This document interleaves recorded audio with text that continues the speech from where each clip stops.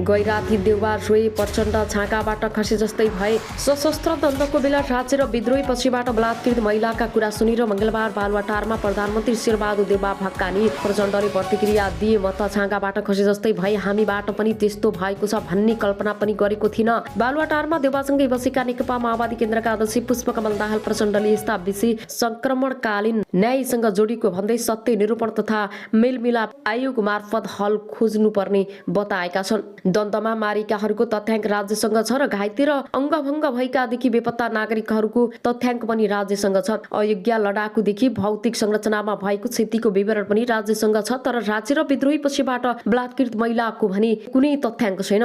कष्टप्रद जीवन बाँचिरहेका द्वन्द्वमा बलात्कृत महिलाको अपिसाथी र पीडित मध्ये कोही बोल्लामा सघाउला नभई द्वन्द्वको नेतृत्व गरेको पार्टीको नेतृत्व बोल्ला। कोही पनि बोलेन। पीडित र द्वन्द्वको नेतृत्व गर्ने पार्टी नै नबोलेको पनि नागरिकहरूको पीडा सुन्ने राज्यको चरित्र नै रहेन, उसले पनि सुनेन। यही बीचमा 10 वर्षको सशस्त्र द्वन्द्वमा बलात्कृत परेका महिलाहरू एक आपसमा संवाद र छलफलमा थिए। कति सहने, कति मौन बस्ने र अन्तत लामो समय प्रयासपछि उनीहरूले 14 चैतमा राष्ट्रिय सम्मेलन गरेर सम्मेलनबाट देवी खड्काको नेतृत्वमा 15 सदस्यीय द्वन्द्वमा बलात्कृत पीडित महिलाको राष्ट्रिय संगठन भएको छ। संगठनको 17 जिल्लामा भेला सकिसकेको छ भने देशका अधिकांश आधी जिल्लामा द्वन्द्व बलात्कृत महिलासँग सम्पर्क र छलफल भइरहेको छ। संगठनी संयोजना खड्काका अनुसार सत्य निरूपण तथा मेलमिलाप आयोगमा द्वन्द्वकालमा बलात्कृतसँग सम्बन्धित 314 वटा उजुरी छन्। यसरी औपचारिक रूपमा उजुरी दिने त केवल 5 देखि 20% मात्रै हुन् र 90% त उजुरी दिन सक्ने अवस्थामै छैनन्। उनी भन्छन् उजुरी दिने भन्दा 5 गुणा बढी मानिस पीडित छन् र उनीहरू सरकारी तथ्याङ्कमा अटाउन सकेका छैनन्। संगठन जन्मिएसँगै उनीहरू प्रधानमन्त्री देउवा र माओवादी केन्द्रका अध्यक्ष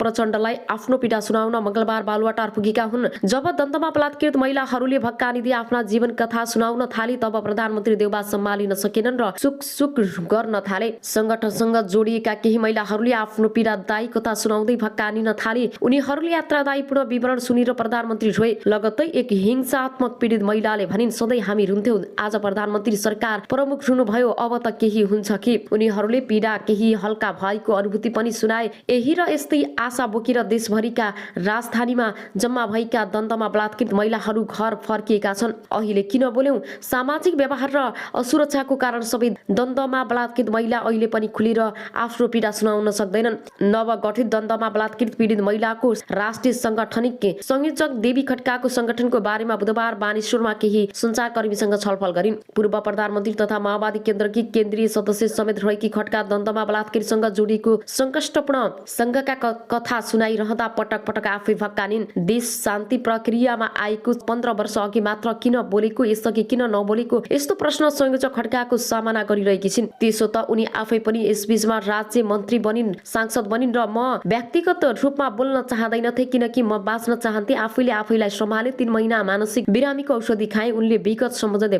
भनिन्, 6 महिना म त ओछ्यानमा परे, उठ्न सुत्न पनि कसैको सहारा चाहिन्थ्यो। मनोपराश्रम गर्दै सामान्य जीवनमा फर्कन खड्कालाई 2 वर्ष लाग्यो। उनलाई मनोपराश्रमताले पनि भने कि तिमी यसलाई सामना गर्न तयार हौ भनेर होइन, अरू कसैको कथा पुस्तकमा पढे भन्ने सम्झे यसबाट मुक्त हौ। उनी यसै बीचमा आफ्नो समस्याबाट भागिन्।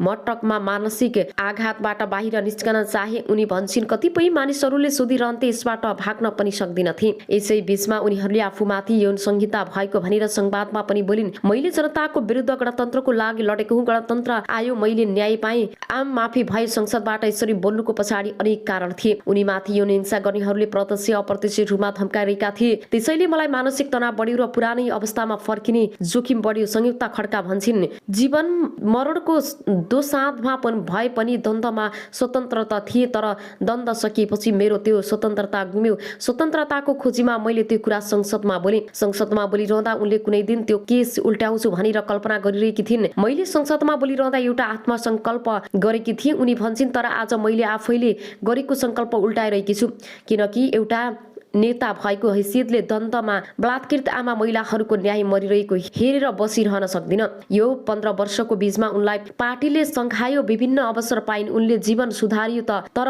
अन्य साथीको जीवन जस्ताको तस्तै थियो। म समस्याबाट भागे पनि साथीहरूले मलाई सम्झिरहने, मबाट अपेक्षा गरिरहने उनी भन्छन्। यस बीचमा मैले धेरै आत्मसङ्घर्ष गरेँ। मेरो जस्तै घटना भोगेका साथीहरूको जीवन थप नागरिक बन्दै गए। उनी बोल्न सक्ने, न पार्टी बोल्न न राज्य नै। अब म बोल्न बाध्य भएँ।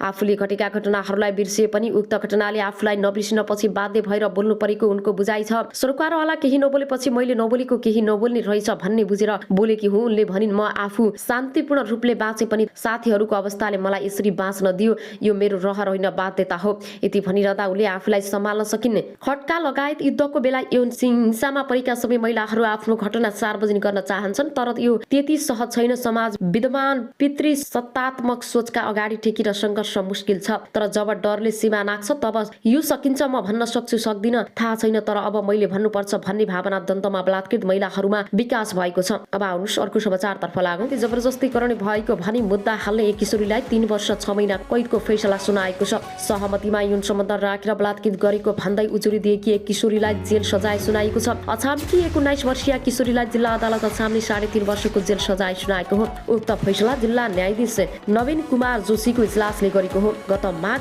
15 गते आफूलाई माग्न आएको पुरुषलाई किशोरीले बलात्कार गरेको भन्दै 17 गते प्रहरी समक्ष उजुरी दिएकी थिइन्। विवाहको प्रस्ताव लिएर पुरुष घरमा आएको, घरमा आमासँग विवाहको कुराकानी गरेको र राति अबेर भएपछि त्यही बसेको बयान दिएकी थिइन्। किशोरीले पुरुष भुइँमा र आफू बहिनीसँग सुतेको अवस्थामा राति 11 बजेर 30 मा जबरजस्तीकरण गरेको आरोप लगाएकी थिइन्। पुरुषले जबरजस्तीकरण नगरेको तर सहमतिमै यौन सम्पर्क भएको बयान दिएका थिए। भोलिपल्ट घरमा विवाह नगरेर अहिले मान्छे बितेका छन् भनेपछि आफूहरू फर्किएको उनले अदालतमा बयान दिएका छन्। सुरुमा जबरजस्तीकरण गरेको बयान दिएकी किशोरीले पछि विवाह नगर्ने हो कि भन्ने त्रासले मुद्दा दायर गरेको बताएकी थिइन्। युवतीको उजुरीपछि बलात्कारको आरोपमा पक्राउ परेका 20 वर्षीय पुरुषलाई अदालतले सफाई दिएको छ। अब आउनुहोस् अर्को समाचारतर्फ लागौँ। टिकटकमा भाइरल सोनु मुक्तान र मनमाया तामाङ पहिलो पटक मिडियामा आएका छन्। पहिलो समय टिकटकमा यो दुईजना निकै नै भाइरल नै रहेका छन्। पछिल्लो समय मनमाया अलि व्यस्त भएकाले नियमित रूपमा भिडियो हाल्न नपाएको बताउँछिन्। सोनु भन्छन्, पहिला पढ्नभन्दा अगाडि ढुङ्गा बोक्ने, ढुङ्गा फुटाउने काम समेत गरेको सुनाउँछिन्। अब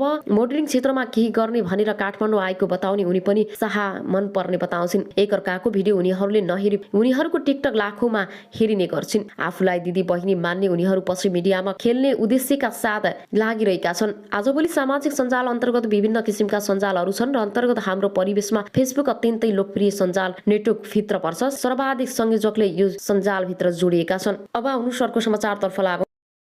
भए अँध्यारो हुँदै आएपछि भिड आक्रोशित हुँदै गयो। प्रहरीलाई नै लखेड्न थाल्यो। दोहोरो झडप बढ्दै जाँदा रातको 9 बजेको थियो। इलाका प्रहरी कार्यालय लिटाङका प्रहरी निरीक्षक इन्सपेक्टर रोमन राज अर्यालले भने सानो गेटबाट भागाभाग हुन थाल्यो। प्रहरीमाथि सिसाका बोतल, ढुङ्गा, मुढा बर्सिन थाले। त्यही क्रममा उर्लिएको भिडले उर्मिलामाथि आक्रमण गर्यो। उनले ज्यान जोगाउन सकिनन्। घाँटीमा धारी र हतियारले प्रहार भयो। अरूलाई सुरक्षित गर्न ड्युटीमा खटेकी उर्मिला अपराधीको हातबाट मारिन्। अरूलाई जोगाइन् तर आफू जोगाउन सकिनन्। इन्सपेक्टर अर्याल आफैले उर्मिलालाई मैदानमा उठाउन मोटरसाइकलमा हालेर अस्पताल पठाए। रगत्याम्मे उर्मिला अचेत थिइन्। प्रहरी पोसाकमा रगत बाहिरिएको थियो। उनको मुटु धड्कन थिएन। उनलाई अस्पताल मृत घोषणा गर्यो। तर प्रहरी अधिकारीहरूले उर्मिला बाँच्ने आश पहिले गुमाइसकेका थिए। 2076 सालमा प्रहरी सेवामा प्रवेश गरेकी उर्मिलाको 6 महिना अघि मात्रै प्रहरी जवान नवीन श्रेष्ठसँग विवाह भएको थियो। खोटाङ माइतीघर भएकी उर्मिलाको विवाहपछि घर उदयपुर हो। उनका श्रीमान इलाममा कार्यरत थिए। उर्मिलाका दाइ पनि प्रहरी सेवामा मोरङ कार्यरत छन्।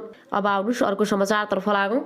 दुईजनालाई प्रहरीले 12 घण्टा भित्री पक्राउ गर्न सफल भएको हो। उनीहरूले बलात्कारपछि नाबालिकाको टाउकोमा ढुङ्गा र बियरको बोतलले प्रहार गरेर गम्भीर घाइते बनाएका थिए। छाडीमा फेला पार्दा उनी रगत्याम्मे अवस्थामा थिइन्। यौनाङ्ग र ताम्ने अवस्थामा भएको प्रहरीले भेटाएको थियो। बालिकालाई फागुन 27 गते मोरङको बेलबारी 8बाट खेल्दै गरेको अवस्थामा चोकफन चकलेट दिई ललाई फकाई गरी पीडितको घरबाट 250 मिटर उत्तर पश्चिम दिशाको घर वरिपरिमा करणी गरी बियरको बोतल तथा ढुङ्गा प्रहार गरी ज्यान अनुदान लिएको कार्यालयका प्रमुख एवं प्रहरी उपरीक्षक जनार्दन जीसीले बताउनु भएको छ। अभियुक्तलाई प्रहरीले शारीरिक र प्राविधिक अनुसन्धानबाट घटना भएको 12 घण्टामा पक्राउ गरेको उपरीक्षक जीसीले जानकारी दिए। उनीहरूलाई रात एक अस्पताल एक पसलमा मांसपेशी गरी मामाखरमा गएर बसुरीको अवस्थामा पक्राउ गरेको प्रहरीले जनाएको छ। आरोपी अजय चौधरी 2 वर्ष अगाडि 2 वर्षीय बालिकाको अपहरणमा मुद्दा करार चलान भई गएको मङ्सिर 18 गते अदालतको फैसलाबाट रिक्त भएका थिए। बालिकाको सब विवश अवस्थामा फेला परेको उपरीक्षक जीसीले बताउनु भएको छ। अभियुक्तलाई पूर्व पक्षका लागि 5 दिन अदालतबाट म्याद थप गरेको छ भने घटनाको आरोपमा आजीवन कारावासको माग गरेको प्रहरीले जनाएको छ। करिश्माको अन्तिम संस्कारमा उनका परिवार भक्कानी, घटना देखिएका सबैका आँखा रसाए। बिचरी त्यति सानी बच्चीमाथि यस्तो घटना भएर स्थानीय विश्व निरौला भन्छन्। उनका बाबुआमाले अनेक सङ्घर्ष गरेका